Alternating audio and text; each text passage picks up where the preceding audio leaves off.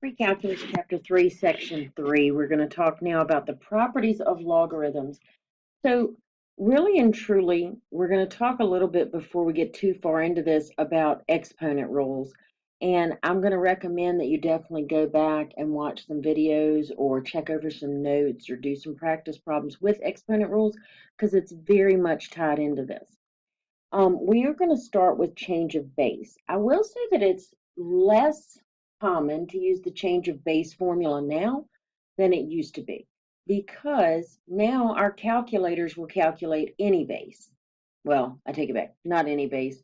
Your base has to be greater than 0 and not equal to 1, but it will calculate bases that are not 10 or e, which is what it used to be. They used to only do the common log and the natural log. Now, most calculators have a way to switch over and say, what base do you want to use? But here we have, let's say that we had an equation, log base A of x. You can change this into any base you want to using the change of base formula. So let's say I want to change it into some random base b. Then I would do log base b of x over log base b of a. It's just the way the formula works. And if I want to change it to a base 10, remember base 10 is our common base.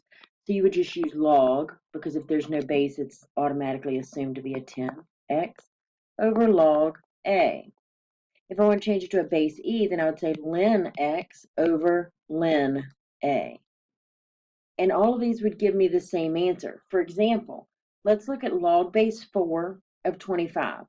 And this says to use common logarithms. We're actually going to try it all three ways.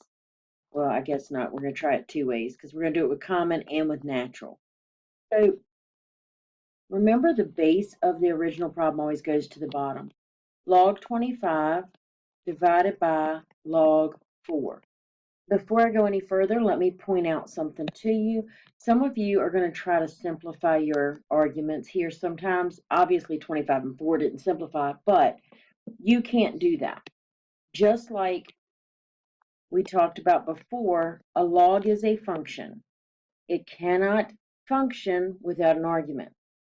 So you can't just simplify the arguments and move from there. Log 25 divided by log 4. Go to your calculator. Let's go to the clear screen and do log 25 divided by log 4.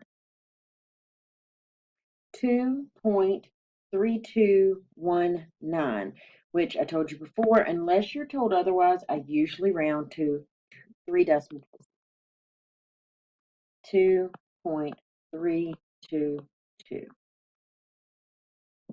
Now let's use the natural log, which would be ln 25 over ln 4.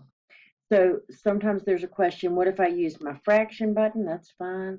Ln 25 divided by, sorry, my hand hit my computer, divided by, move over, ln 4. 2.3219, same answer. 2.322 when I round. Okay, so that's how the change of base formula works, and it's one that is really not difficult at all. It's just a matter of, we used to have to use it because our calculators wouldn't have done this. Let's look at the calculator real quick just so we're clear. If you go to math, and I usually scroll up to A, log base, hit enter, 4 of 25. 2.3219280095, same answer. Okay, so our calculators have evolved since the formulas were developed, obviously, and that is one of the benefits of it. All right,